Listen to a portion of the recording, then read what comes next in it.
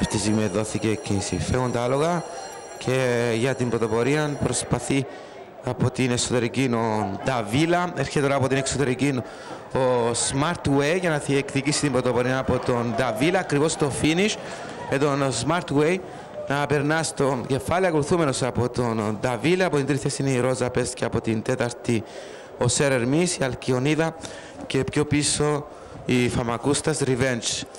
Τα άλογα πλησιάζουν τα 1000 με τον Smartway να προηγείται. Ο Νταβίλα είναι στην δεύτερη θέση. Έπεται η Ρόζα Πέστ με τον Σερ Ερμή, η Αλκιονίδα και στην πιο πίσω θέση η Φαμακούστα Revenge. Τα άλογα στα 800.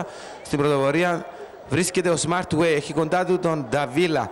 Ο Σερ Ερμής έχει προωθηθεί τρίτος και η Αλκιονίδα στην τέταρτη θέση, τρέχοντας μαζί με τη Ρόζα Πέστ. Όλα αυτά μας μένουν μόνο 600 μέτρα πριν το τέρμα. Με τον Smartway να προηγείται ο Νταβίλα στη δεύτερη θέση. Ο Σερ Ερμής και η Αλκιονίδα τα άλογα που ακολουθούν. Ο Smartway έχει περάσει τα 500 και προπορεύεται.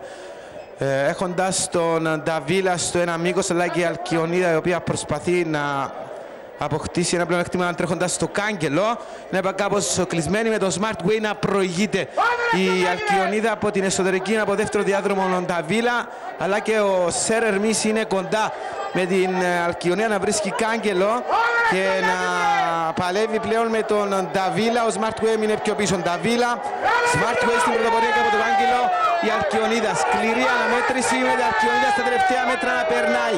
Αλκιονίδα στην νίκη, στο δίδυμο Smartway. Τρίτος Νταβίλα και τέταρτος Σερ Ερμής. Βρήκε το κάγκελο λοιπόν η Αλκιονίδα, το οποίο επιζητούσε για αρκετά μέτρα. Κάγκελο το οποίο θα την φέρει σε πλεονεκτική θέση στις αρχές της ευθείας για να συνεχίσει το finish της και να κερδίσει στο τέλος καθαρά. Μια δύσκολη αναμέτρηση. Τη βλέπουμε στο πράγμα στην Αλκιονίδα.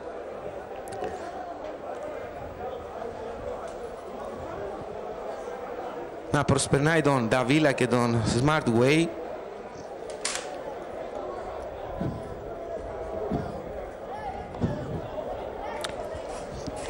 Και στο τέλος να ξεκαθαρίζει στα 1,5 μήκος από τον Smartway, ο Νταβίλα και ο Σερ Ερμής